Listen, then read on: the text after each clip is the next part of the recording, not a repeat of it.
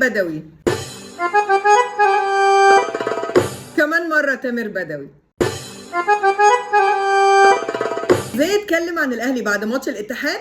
انا اقول لك.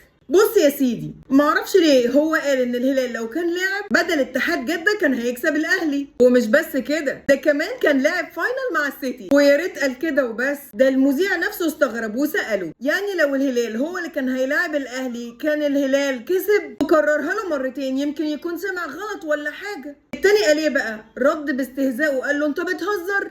ومش يسكت على كده، لا ده كمان اتريق على روح الفانيلا الحمراء. بقول لكم ايه، ما تيجوا نشوف. كلمه يمكن زعلت جمهور الاتحاد شويه.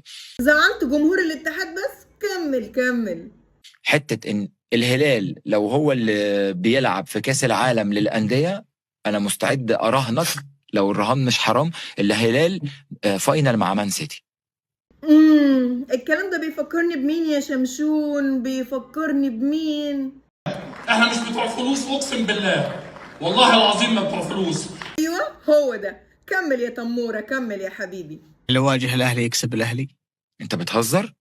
استهزأ كمان وكمان بالجمهور اللي سندك في يوم من الايام. قلت لي مالها بقى روح الفانيلا الحمراء؟ لانه روح الفانيلا الحمراء. بتهزر؟ لا، روح الفانيلا الحمراء يعني انت تيجي تقول لي روح الفانيلا الحمراء قدام مان سيتي مثلا؟ روح الفانيلا الحمراء دي اكيد ليها سقف.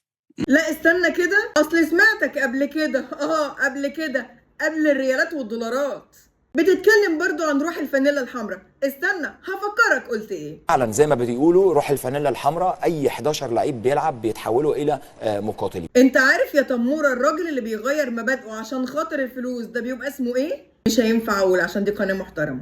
طب عارف زي ايه؟ عارف لما الست تبيع نفسها عشان خاطر الفلوس بتقول زيك كده برضو، بتقول هعمل ايه؟ اكل العيش. البيت ده طاهر وهيفضل طول عمره طاهر. يمه المطهر نص الملك 7 مرات 7 مرات 9 مرات.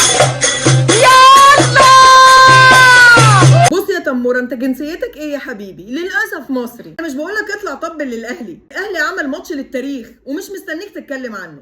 وبعدين محدش في السعوديه كان قالك طبل اصلا. السعوديين نفسهم طلعوا يحفلوا على نفسهم بعد الماتش. بتجود من عندك ليه؟ بتجود ليه؟ اخيرا الراجل اللي بجد عمر ما تغيره الفلوس زي ابو تريكه كده.